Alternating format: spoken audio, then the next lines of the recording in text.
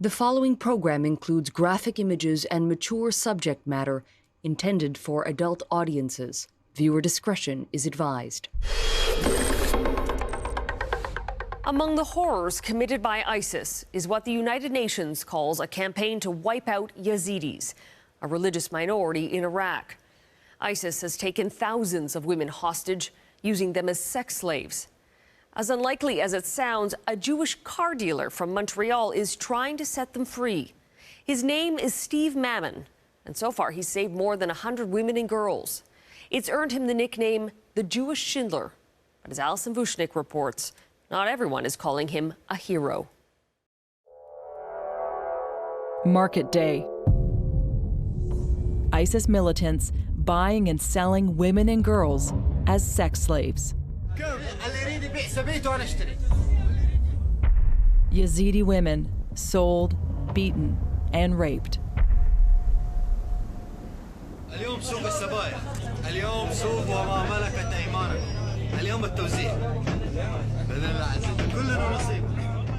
This is an Islamic State group or ISIS propaganda video that surfaced in October 2014.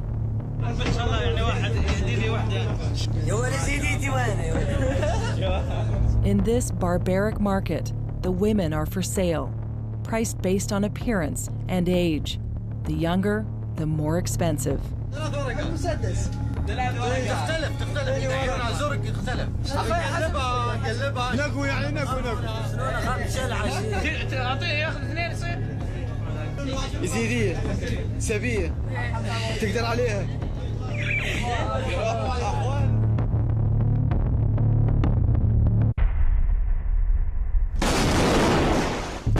August 2014, ISIS militants stormed villages in the Sinjar region in northern Iraq, targeting the Yazidis, a religious minority. They massacred thousands and kidnapped over 3,000 women and girls to rape and sell. But soon, their story was just another of so many about the brutality of ISIS flooding the news. Day after day, and after a year, the missing women became little more than a footnote in a bigger war. Today, the world seems to have mostly forgotten. But not this man. In the month of August 2014, obviously we know that Sinjar was actually encircled by ISIS. The news of the terrible things that were occurring to them, the horrors of what ISIS brought upon the Yazidi people and the Christians in that area in Mosul, came out about a month and a half later when they started selling them as slaves, etc. Steve Mammon could not turn away from what he saw. 600 young men that were actually scattered on the ground and they're just walking by and just shooting with a machine gun. Those are videos that ISIS actually proudly presented on YouTube to people and in the news. ISIS made sure that you knew exactly what was happening. They wanted you to know. They weren't trying to hide it. They were actually trying to show it. I decided not to remain a spectator, and I decided to act. Steve, a vintage car dealer in Montreal, has everything he could want: a beautiful family, wealth, community. But he refuses to let this dark chapter in history pass without doing something. We have it too easy. We're stuck in our daily routines that are so busy. I have 6 children, school, work. There's no time for me. I look at the news, I see what's happening to these people on the news. They kill them. Okay, they kill them. What can you do? But if you stop for a moment and imagine that ISIS was in Montreal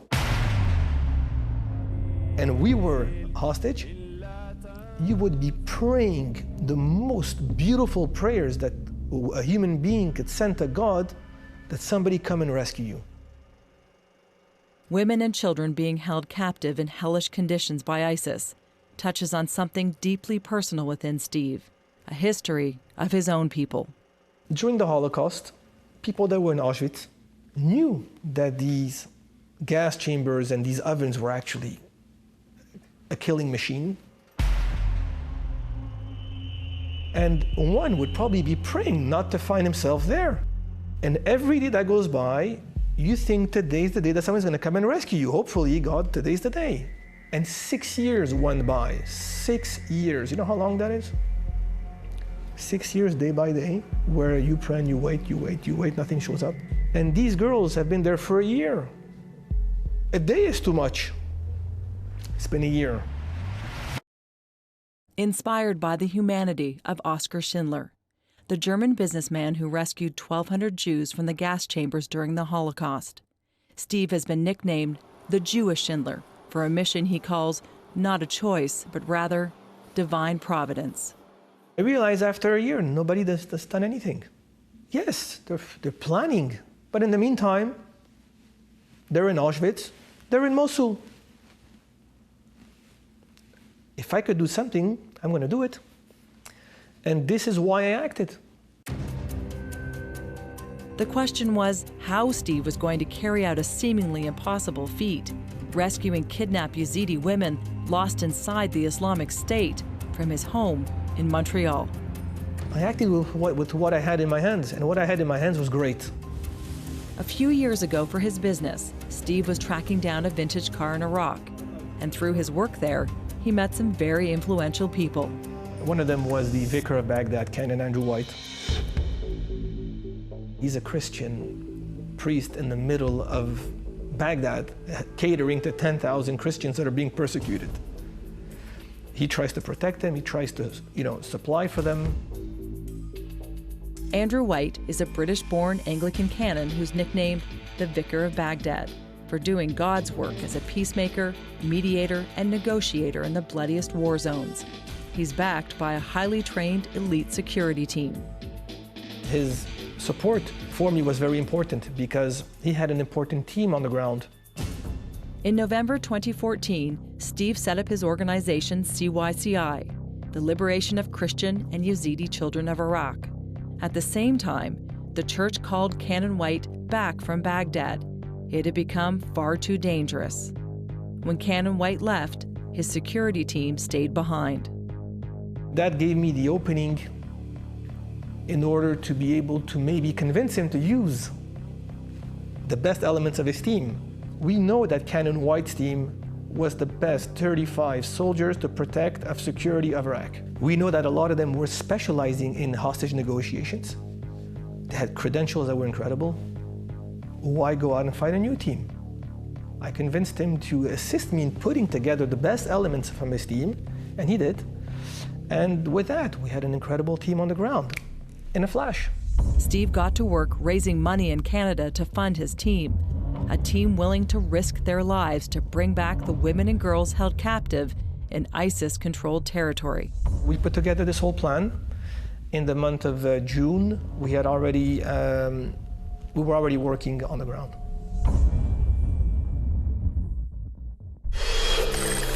Next, following the commandments.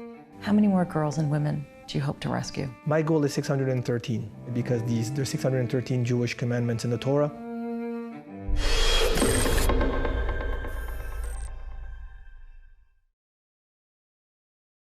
The following program includes graphic images and mature subject matter intended for adult audiences. Viewer discretion is advised.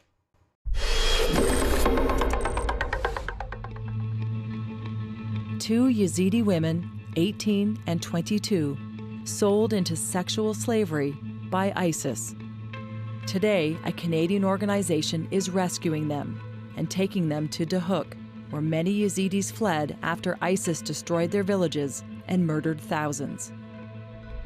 These two women have been held captive for 11 months and have no idea if any of their family escaped the massacre. The team is taking them to the outskirts of Dahuk in Iraq to meet a man they think may be one of the girls' fathers. Once they arrive, it becomes clear that father and daughter have been reunited.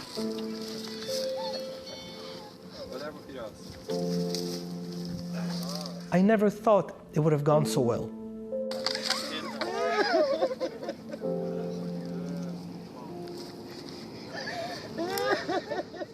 This is one of the first liberations carried out by Steve Mamand's C.Y.C.I team on the ground in Iraq and filmed by his volunteers. Each story is incredible, every one of them.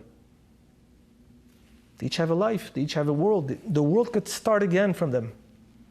At every liberation, I always say to everybody, all the volunteers, if C.Y.C.I. had to stop today, I would be the happiest person on earth. Because what we did today is incredible. Steve made it his mission to find a way to rescue Yazidi women and children kidnapped and enslaved by ISIS. From his home in Montreal, Steve raises money to send to his team on the ground in Iraq. The majority of our funds are expenses, security, protection, armored cars rentals, personnel, armed personnel. We're going next to the border, to Mosul. You don't go there on a bicycle. Steve is getting more than just money from Canada. He's also getting volunteers like emergency medic Andrew Rack. At home in Alberta, he's practicing his skills for remote rescues. You saw a Canadian was raising money Yes. to save these women and girls. Yes. You go basically once a year Yes. overseas to help where you feel you're needed. Yes. Why do you do that? And what motivated you to even start doing that? My brother was killed in Angola. And that's where it started. He had no care for 24 hours. And when I wanted to go overseas, I didn't want that to happen to somebody else. Andrew wanted to give his money and his time to Steve's cause, but at first, he was skeptical. Steve is a businessman from Montreal. Why would he be involved in the Middle East, in that area of the Middle East? Andrew wasn't alone in his doubts. As Steve began to carry out his mission in Iraq and ISIS territory, people questioned whether he was actually rescuing women or if he was just a salesman with an elaborate charity scam. Headlines questioned whether Steve was paying ISIS, a serious allegation that in Canada could be akin to funding terrorism. Allegations Steve vehemently denies. Our brokers do not pay anything to get the girls back. The money is exchanging hands, so who? It's exchanged between the C.Y.C.I. team inside Iraq and the corresponding teams inside the caliphate for their own expenses. They do not pay to get the girls back from the civilians or people that are holding these girls. So how do they get them back from the civilians or from ISIS who are holding these girls without paying them? Through negotiation, very simply. So no money exchanges hands? Not at all. Not directly and not indirectly. There is no payment going to ISIS. Nobody can walk up to ISIS and buy a girl. You die on the spot. Andrew Rack volunteered in Iraq for the first time in September. He witnessed Steve's team in action. Like when there's a rescue mission, it's kind of surreal because the team leader is talking with Steve live, like in real time. Steve, this is the family welcoming that daughter back. Andrew's job was to step in and provide medical care when women and girls were rescued. He witnessed a mother reunited with her 3 children and baby, freed from slavery. The negotiations are done. The women show up. The family acknowledges they've been gone for a year. So it's true. It's obvious. So if it's not real, why would a man go through all this? Why would a man stay up in the middle of the night for a charade? Obvious to those on the ground, perhaps, but doubt still exists. To combat it, Steve has been documenting the rescues since the beginning. He's eager to show us the paperwork he keeps to prove the rescues are legit. We filmed that moment, and we actually make them sign and we take their fingerprints. All this is videotaped and filmed and photographed. And we have the originals of these documents, and we keep them, and we have records. Steve keeps track of all the documentation from every release, keeping the courier waybills to prove the documents have come from Iraq. And in those records, the words of the women and girls themselves, their own handwritten accounts of months of rape and abuse. They married me by force and raped me. After that, I feared there is no life, and I tried to kill myself, but it not complete. I didn't complete. I wasn't able to complete the killing of myself. Every day I was crying because I don't have another way. File after file, folder after folder, Steve has documented the rescue of 140 women and children from slavery in the Islamic State. Yeah, you relive the emotions. It's anger. Right now I'm getting angry. I'm feeling warm already, and it's anger. That's all it is. It builds anger. You get angry. By documenting every liberation, Steve's intent is not just proving himself to his detractors. He's creating a war record. We're doing it in order to keep this information for later on in life when Iraq is going to become a secure country again. Those people that actually committed these crimes could face the court of law. We have their names, we know who they are, we have the location of where they lived in some cases, and those documents will be important one day because there will be testimonies of what they did. The United Nations is investigating the ISIS massacre of the Yazidi people, evaluating if it classifies as a genocide. No matter what it's called, Steve Maman is determined to do all he can to bring the women and girls back to their families. And all we have today are going to be memories and documents and proof of what we've done for other human beings when we had the chance to do it. I hope there won't be another chance like that in life where we'll be able to do this again. It shouldn't be. This should be the last time this happens, I hope. My goal is 613. 613, why? Because there's 613 Jewish commandments in the Torah. They say one who does the 613 commandments attains perfection. Therefore, my goal is 613 human beings saved. We're very far from it. Stay with us. We'll be right back.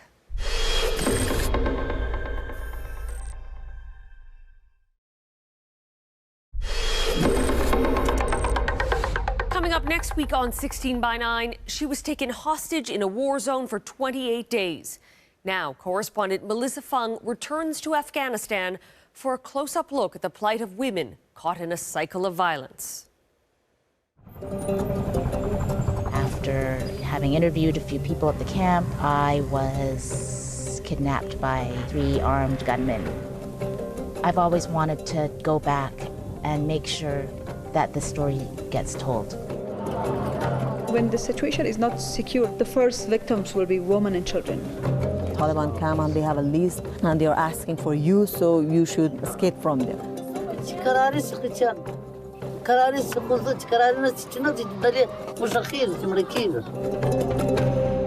We hope you'll join us for that story next week on 16 by 9.